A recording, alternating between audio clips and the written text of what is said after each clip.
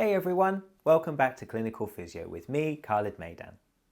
Today we're going to show you how to effectively test resisted movements of the knee joint, so you can assess whether the muscles affecting this joint are weak or painful. So as to not slow your video down, we're not going to be comparing affected and unaffected sides during this video. But of course in practice you must make sure you do compare the two, so that you can look for any key differences between your patient's right and left knees. So, when we're completing our resisted tests, we need to look for two key things, pain and power. And you can measure your patient's power on the Oxford scale between 0 and 5. So let's get into our main video. Let's get clinical. So now we're going to be testing resisted knee extension. For this test, the patient is sitting on the edge of the plinth with their knee at a 90-degree flexed position. And as a therapist, it's comfortable to be kneeling directly in front of the patient's leg. As far as our handling goes, we want to make sure that we as a therapist have a strong, compact position so that we don't compromise ourselves during the test. So for example, if you have a really strong patient and they have the force to be able to push you all the way back, you may become injured. And therefore, we need to make sure we're as strong as possible in our positioning so that we prevent this. So therefore, the position that we suggest you adopt for this test is kneeling with one knee forward and your testing hand resting, or the elbow of the testing hand resting on the thigh that is in the kneeling position. And you can also add extra support from your other hand, either underneath the elbow of the testing arm or by resting your hand on the plinth next to the patient.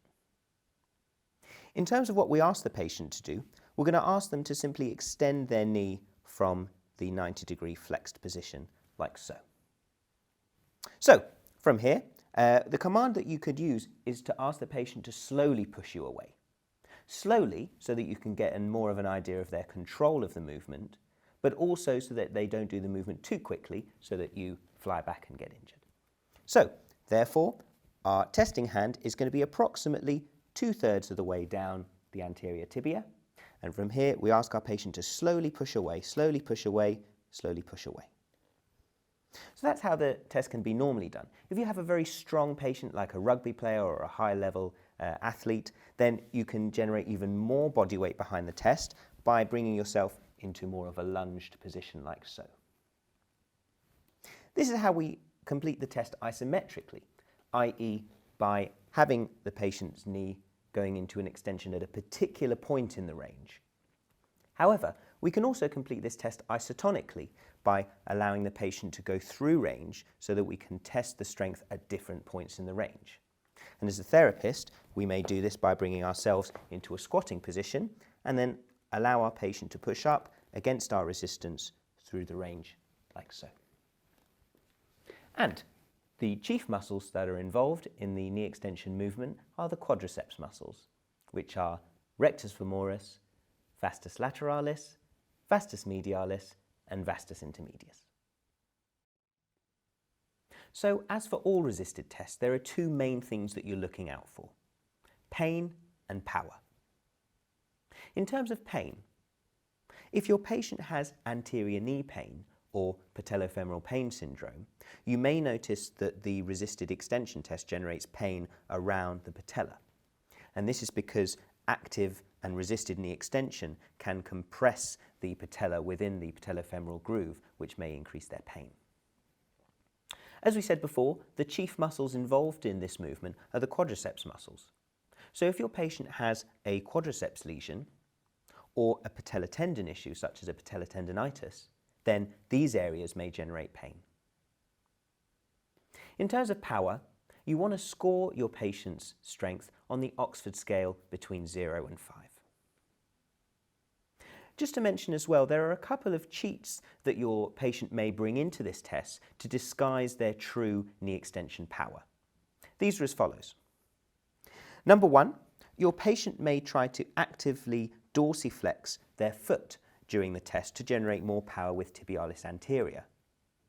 Therefore, you may wish to repeat the test with the patient in a dorsiflex position as well as a plantarflex position and see if there's a difference. If they are stronger with dorsiflexion and they are trying to access those anterior tibial muscles, then you may have to give your patient strengthening exercises where their patient is always in a plantar flexed or in a neutral position. Other things to consider is trunk position. Your patient may generate more power by extending their trunk during this movement to access more power through the posterior chain, or they may try to flex their trunk to gain more power through the anterior chain. And if that's the case, then you want to stabilize the trunk and put it in a neutral position, as this should release that disguise. The third thing that they may do is really grip onto the plinth with their hands in order to stabilize their trunk. So again, ask the patient to relax their hands on the plinth to make sure that you don't have that disguising cheat. And finally, it might be that tight hamstrings affect your patient's isotonic range. If the hamstrings are particularly tight and you test up into the end range extended position and there's more weakness in this position, then it might be because of the fact that their hamstrings are tight and not allowing them to access full power. What you may be able to do is ask your patient to slump and then repeat the test so that the hamstrings are slackened. If that does generate more power, then you know that hamstring length is an issue. So now we're going to analyse resisted knee flexion. For this test, the patient and the therapist are going to be in the same positions as they were when knee extension was tested, but the handling and the movement itself are very different. So in terms of our handling, we have our testing hand in a C-shaped position around the Achilles tendon like so. It's important to note that this hand is not around the calcaneus, as this can actually inhibit hamstring activity, and therefore we place it around the Achilles. Our other hand can be placed on top of the femur like so, or the distal end of the quadriceps, to prevent the patient bringing their hip into flexion during the test. So from here, we ask our patient to slowly bring their knee into flexion by pulling their heel back towards the bed. And this is the best way to test knee flexion in an isometric fashion. If you wanted to test in an isotonic fashion, you can bring the patient's knee into extension and then ask them to flex their knee in the same way, but we can test the strength through the range. The only limitation by doing your isotonic test in this manner is that you can only test the strength from 0 to 90. And so therefore, if your patient was in a prone position, you would be able to test the full range. It's also important to note that if you have a much stronger patient, for example, a high-level athlete, you can only exert certain pressure as the therapist because of our handling and because of our body position. Therefore, if your patient was in prone for this test, you'd be able to exert more of our body weight down onto the patient's leg so that we can apply more resistance. It's also important to note that if your patient is in a prone position, this is the ideal way to test for a hamstring tear or for a hamstring tendon rupture. And the main muscles that are involved in knee flexion are the hamstring muscles, which are biceps femoris, semimembranosus, and semitendinosus. However, it's important to note that there is secondary activity from sartorius, popliteus, gracilis, and gastrocnemius. So as with all resisted tests, as a therapist, we're looking for two key things: pain and power.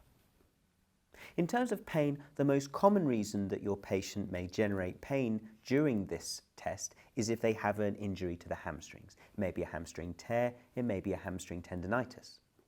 But also consider that we are stressing the knee joint during this test, and therefore any of the local knee structures could be irritated by this test. In terms of power, you wish to score your patient's strength on the Oxford scale between 0 and 5. As we found with resisted knee extension, during a resisted knee flexion test, your patient may add in certain cheats to try and disguise the true potential of their knee flexion. For example, they may change their trunk position to influence the movement. Your patient may either extend backwards to access the posterior chain, or they may slump themselves forwards to access the anterior chain in order to try and generate more power. So look out for this and make sure your patient's trunk is in a neutral position during the test. Also to consider is the patient's foot position. They may bring their foot into dorsiflexion to access the dorsiflexors during this test, or they may bring their foot into plantar flexion to access the plantar flexors during this test. And therefore, to get an idea of the true hamstring or the true knee flexion muscles, you want to have their foot relaxed in neutral. It's also important to consider the hand position. Your patient may grip onto the plinth to try and stabilise their trunk in order to generate more power, so make sure that their hands are simply relaxed on the bed. As we said earlier, we're placing one hand on the distal end of the femur to prevent any hip flexion, and it might be that your patient is trying to flex their hip to generate more power as they flex their knee. And therefore, you need to look out for this and make sure that their hip is in the same position throughout the test. So here's a quick demonstration on how you can test resisted knee flexion with your patient in prone. Start with one hand just above the pelvis on the same side of the leg being tested. Our other hand, or our testing hand, goes in a C shape around the Achilles tendon like so. From here, we give the patient the command to slowly pull their ankle back towards their bottom, and from here we can apply our resistance while they complete knee flexion. So this is how you can complete the test in an isometric fashion. If you wanted to complete the test in an isotonic fashion, you can bring yourself into a lunge position like so. Again, we have one hand around the Achilles, we have our other hand around the pelvis, and from here our patient's knee is extended and we ask them again to bring their heel towards their bottom as we control knee flexion from 0 to end of range like so. And we're testing the strength through the range. We also mentioned earlier that you can use this position for your higher level strength patients, perhaps high performing athletes. And so therefore, as a therapist, in order to generate enough power to meet their strength, what you can do again is the lunge position like so, but with two hands around the Achilles like so. From there, you can ask your patient to bring their heel towards their bottom, and we can use our ability to rock back on our legs in order to adequately apply resistance, and we can take their knee through full range. It's important to note that the elbows stay locked in order to meet the power that you're willing to exert. Final thing about this position, as we said earlier, is that it's an ideal place to test the hamstrings if you're worried about a hamstring tear or a hamstring tendon rupture. And the reason being is that you can quite clearly see the hamstring tendons in this position. So you can also palpate them to make sure that they're in place, as they wouldn't be in place if you had a tendon rupture. So here are the key points to summarise this video on resisted movements of the knee joint. When testing your resisted movements, make sure you compare both the affected and the unaffected sides, testing resisted knee flexion and extension. Be aware of the muscles that are involved in each resisted test. And as you complete your resisted tests, look for two key elements: power, which is measured on the Oxford scale between 0 and 5, and pain. And that completes our video on resisted tests of the knee joint. Next, I'd like to suggest you have a look at other videos in the knee assessment catalogue here on Clinical Physio, including active range of movement and passive range of movement testing. Thank you for joining us once again, and we'll see you again soon here on Clinical Physio.